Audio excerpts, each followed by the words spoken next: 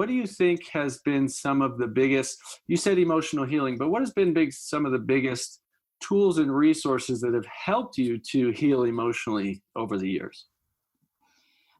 I have to say, I really think it's great that you brought cognitive therapy into the discussion, so talk therapy, cognitive therapy, because people need to understand, and I have this over and over, people come to me and say, I've done a lot of therapy, but it's not been all that effective.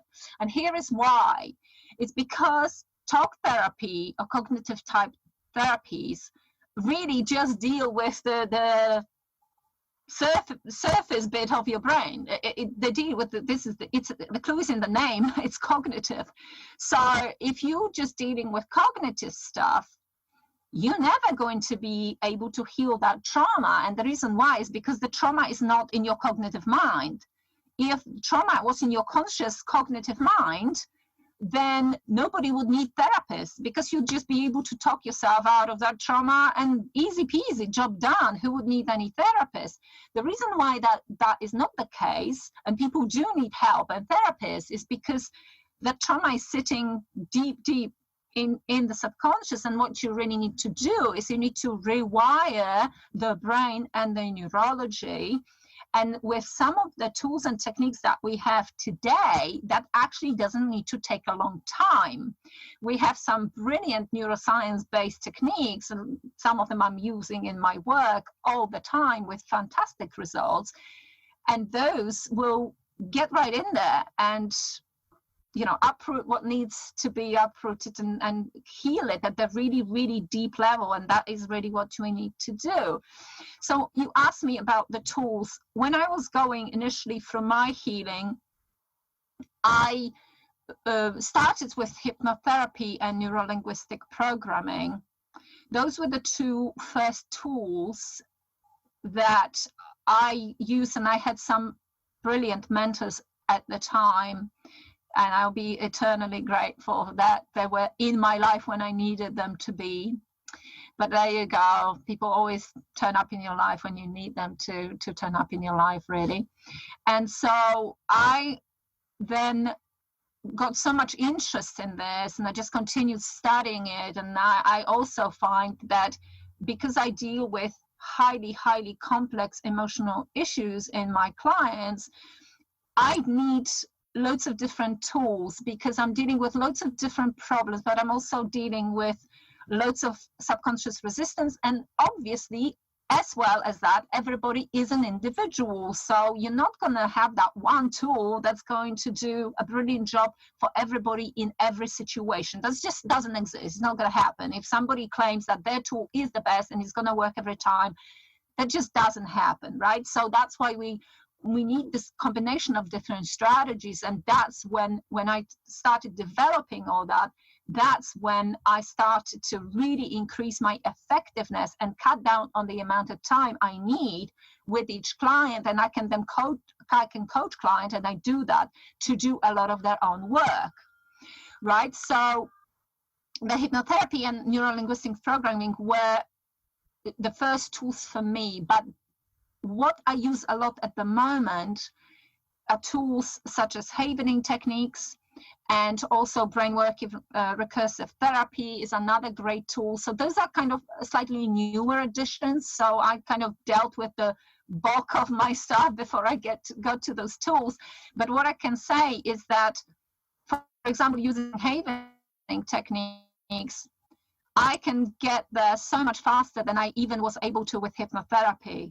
So because our knowledge of neuroscience, not that we anywhere near knowing everything about the brain, we're nowhere near that, but we know more than we did even 5 years ago, 10 years ago. And therefore, we can have more targeted approaches that will just enable us to get in there and rearrange things, neurologically speaking, to get the sort of the best effectiveness for the client, and to get there faster, so they don't have to spend years in therapy. We don't do that anymore. Well, I certainly don't, right? Maybe some people still do, but it's not the 1980s, right? You do not have to be in therapy for years. It's actually, if I ever hear that from anybody, it actually makes me angry, because it's absolutely unnecessary.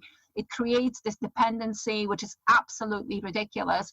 So a few weeks, couple of months tops, people are ready to go on their merry way, living the life that they want to live. That's how we do it these days. So how do, and in the case of your own healing, how did physical lifestyle changes, diet, exercise, nutrition, so forth, also play a role in your overall just healing and wellness? It's a very good question, because of course we don't want to forget that those things are super important. And in fact, when the way I approach healing and the way I encourage everybody to approach healing is that we want to look at the energetic side of health, the emotional side of health, and the physical side of health. Because even though we know that we are electromagnetic beings, and actually a lot of our issues start in our biofield, and obviously emotionally a lot of the stuff starts there and affects the nervous system, as we know, eventually we cause this physical breakdown of the body, because we human beings, we don't really have a lot of drive to prevent things before they happen. Most of the time what happens is people fall over the edge, and that's when they decide to do something about the problem. I'm not criticizing, I've done it, right? Lots of people have done it, because that's just kind of how human beings operate. If there isn't an obvious problem, why address it, right?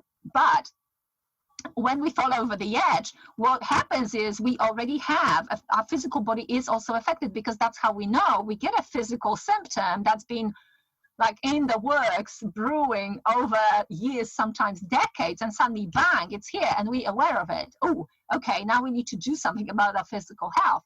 So in that sense, just sometimes dealing with trauma is not going to be enough for some people, because they've already caused, for example, issues within their gut or hormones or whatever else may be going on. So they also need support in addressing that. But personally, myself, what actually happened was that when I fell apart, when wheels fell off, the front fell off kind of thing, I already had followed a really good diet. I wasn't 100% gluten-free, but I was mostly gluten-free and very, very aware, because I already been studying nutrition at that point. That wasn't what got me out of my disease state.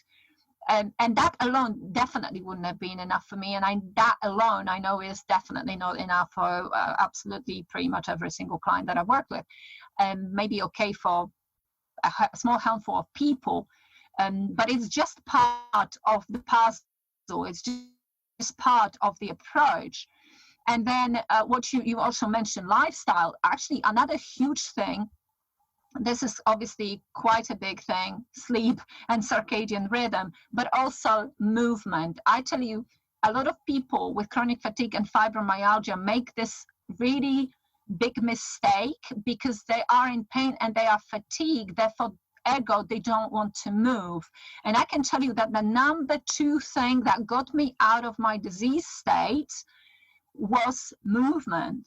And I couldn't do what I did now. Within something like 9-10 months, when I did all the things that I am telling you now about, I actually was pretty much back to normal. This is extremely quick for somebody with chronic fatigue and fibromyalgia, extremely quick, because people suffer with it for years, as we know.